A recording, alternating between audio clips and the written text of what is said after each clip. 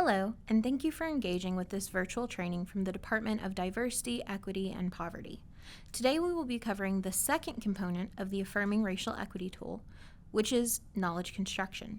It is important to understand that within the larger framework of racial equity within Jefferson County Public Schools, the Affirming Racial Equity, or AR tool, is one of the central resources available to JCPS employees seeking to ensure our schools are actively pursuing racially equitable education for all students.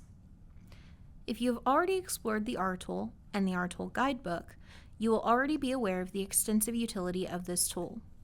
The AR tool can be leveraged by all school faculty to enhance outcomes for Black and Brown students.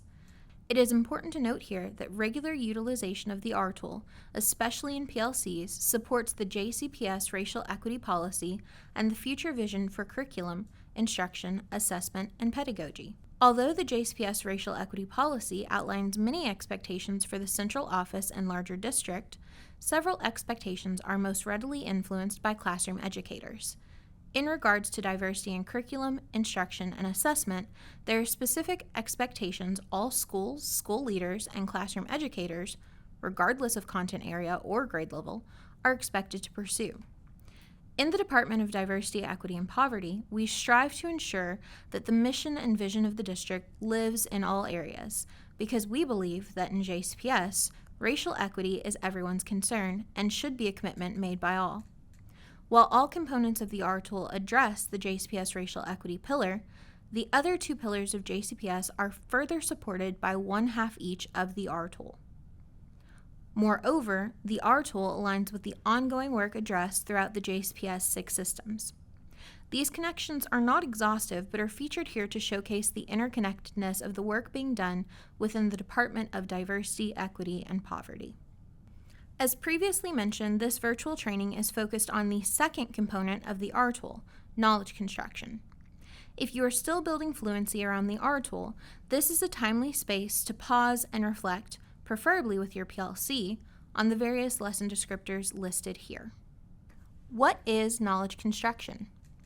Knowledge construction allows students to analyze the ways in which bias and cultural beliefs impact widely available information and what is considered truthful information by challenging concepts of bias, oppression, power relationships, privilege, stereotyping, and/or systemic racism in lessons and in unit materials, as well as secondary resources.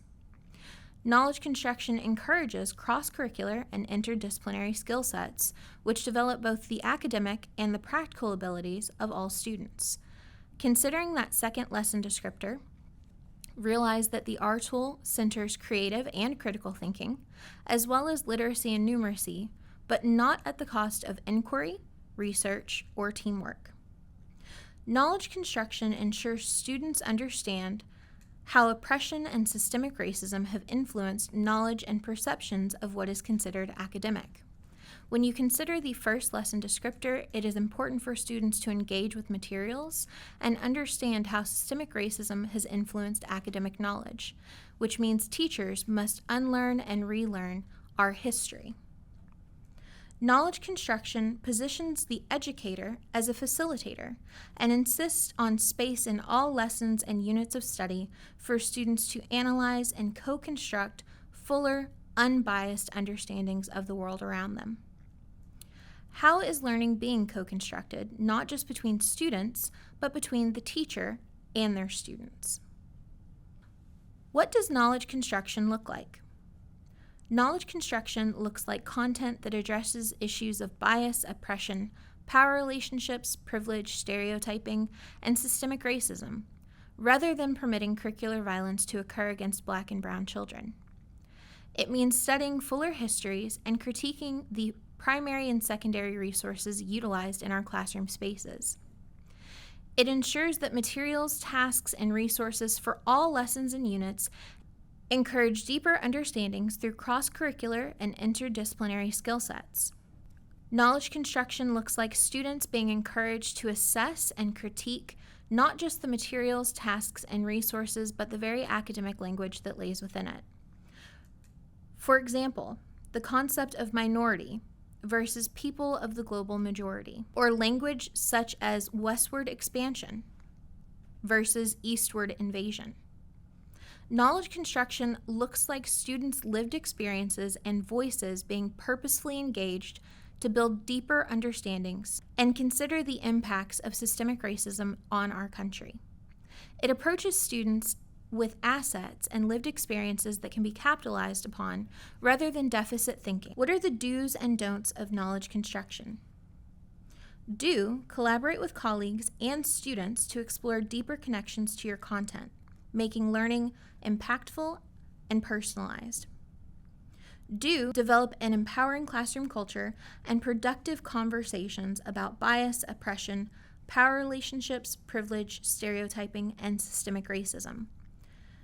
Do realize that implicit bias impacts our pedagogy and practice, and that it must be intentionally rooted out through leveraging of prejudice elimination. Do not begin without exploring your own biases and racial identity with linked materials in the R tool. Do not ignore curricular violence or current pedagogy and practices that may harm Black and Brown students. Do not permit bias in your instructional materials.